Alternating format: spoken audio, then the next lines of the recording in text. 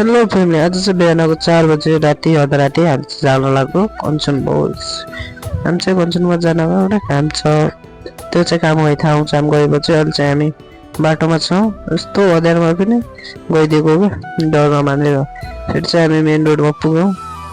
Main रोडमा पुगेको त यताउता हेरेको त खोलै खोला। त्यसपछि हामी अगाडितर्फ लाग्यौँ। अगाडितर्फ लागेको त कञ्चन बोइसको पुल पनि आउनु लागिहाल्यो। ल अब चाहिँ हामी यो पुलमा पनि पुगिसक्यौँ भन। पुल चाहिँ यो हो, अँध्यारोमा चाहिँ पुल त्यसरी देखिन्न क्या, माथि गयो भने देखिने हेर्नु। पुल चाहिँ यस्तो छ कञ्चनबोझको।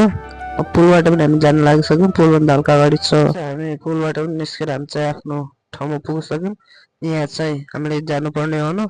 अहिले चाहिँ यो खुलेको छैन, ओनर आएको छैनन्। एकछिनमा खुल्छ, त्यसपछि चाहिँ हामी भित्र गएर देखाउँछौँ है।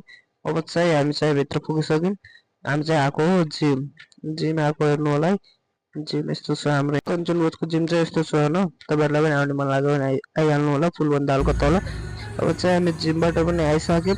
अब चाहिँ हामी घरतिरको लागि जान्छौँ है। ल गाइज, यो भिडियो चाहिँ लाइक सब्सक्राइब कमेन्ट पनि गरिदिनु। आजको भ्लग चाहिँ यति हुन्छ।